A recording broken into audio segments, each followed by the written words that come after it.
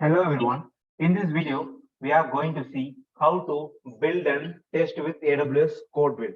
So before we get started, I have created two videos before this video. One for creating an AWS code commit repository, and the second video is on committing code to your AWS code commit repository.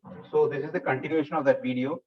You can watch the series. I have given the playlist on the information icon. You can get that playlist and you can watch from the first video so that you can get a better understanding on continuous integration and deployment with AWS code services. Now let's get started on building and testing with AWS code build. So before that, let's see what is AWS code build. So AWS code build provides a service to support continuous integration. So basically the service is fully managed for us and we are charged for the number of minutes it takes the service to complete our build. So basically how much time it is taking to complete our build. So that is how it will be getting charged. And AWS code build, it will be providing support for several common build environments, though we can fully customize the build environment as well. And we will use the built-in support, like we have already have the Node.js app, right? So that particular app only we are going to use here also. So that is why I'm going to use the same code commit repository which I have created in the previous video.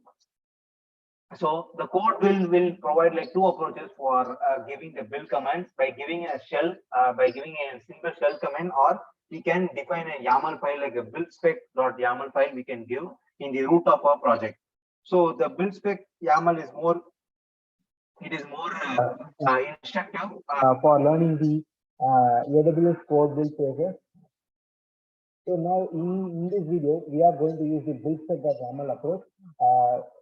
You can see in the previous video kind of a folder where we are having build spec.yaml, right? So that particular file only we are going to use here to build our AWS code build.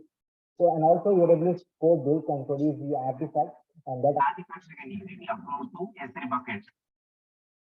Now let's get started. I am already into my dev instance, that is we are using it for development environment, right? So I am going into the dev instance, and if I want to see the build spec.yaml file here, I have it, right? So I'm just opening it.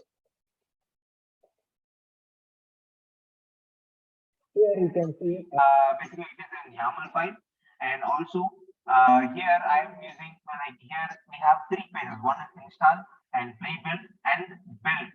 So install basically it is used to specify the Docker runtime that is used at the build time, and to install the dependencies. So here you can see we are installing Docker and we are installing the npm install. And the second thing is like the pre-build phase that is used to perform the automated stage, and it also remove the development dependencies. And in the production application, we will be creating a separate build for testing purpose. And at the last, you can see the build phase that is for production build, npm install production, and then npm run build. So three phases, and at the last, you can see artifacts. So here you can see all the files that we should be exported to S3, right? That is how that it was. It depicts this particular pattern. So the specific build spec YAML file will be used to build the application in AWS code build. So now I'm going to I'm already in the code build. So now I'm going to create a project to get started on AWS code build. So I'm clicking on create build project. So I am giving a name as app, right?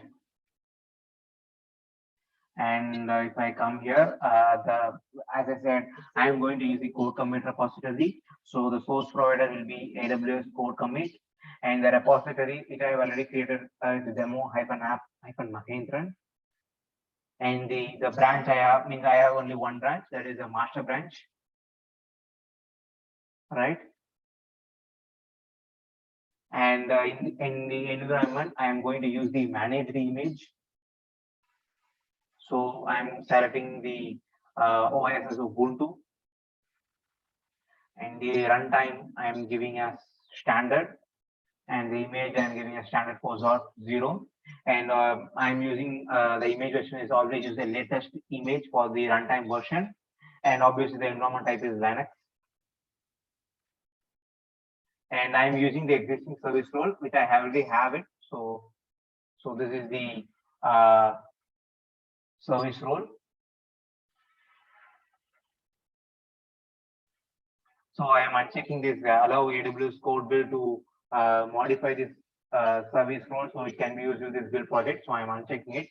So I don't want to use this specific code to do that. And these are the additional configuration. If we want, we can do that as well. So I'm just keeping it as default. And in the build specification, I am specifying as use a build spec file. Why? Because I have it. I have shown you also right here. So this particular code build project, it should use a build spec file from the code commit repository.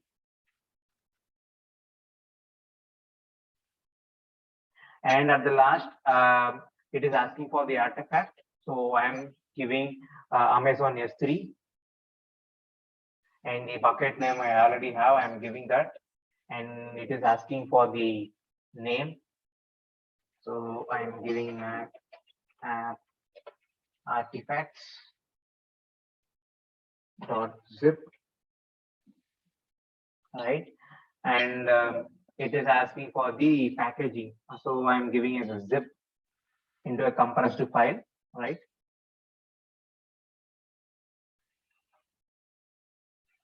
And if you see the additional files, the additional configuration, if you want, I can do that as well. Encryption key and the cache type. And obviously the AWS CloudBuild log will be going to CloudWatch. So from there also we can easily see the logs, like what is happening and those things. So we are good to create the build project. I have clicked on it. Here you can see we have successfully created the CodeBuild project. Here you can see build history, batch history, build details, and those things. Now I'm going to give start build.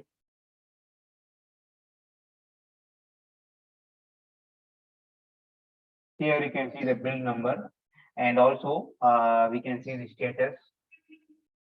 Here all the build logs will be collecting it here, and also here you can see the phase details. So this is the phase detail is an interesting one.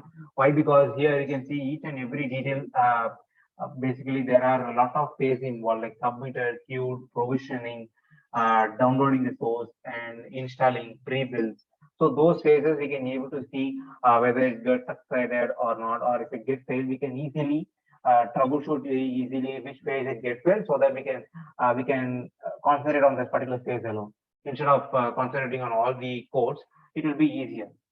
And also the log view is very much useful when if we are getting any error in our build, right? We can easily deep dive into the error logs, and we can easily get it. Here you can see, right, all the logs we can able to see it.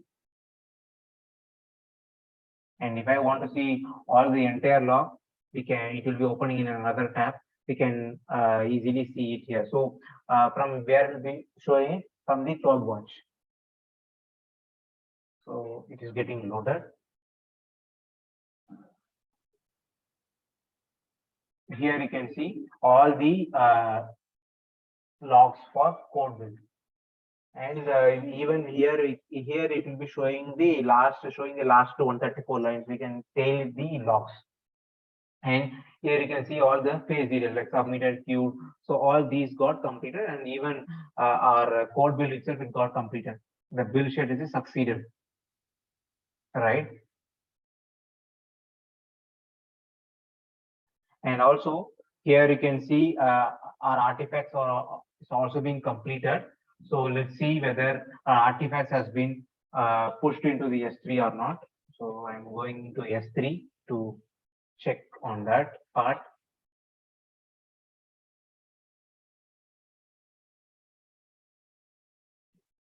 So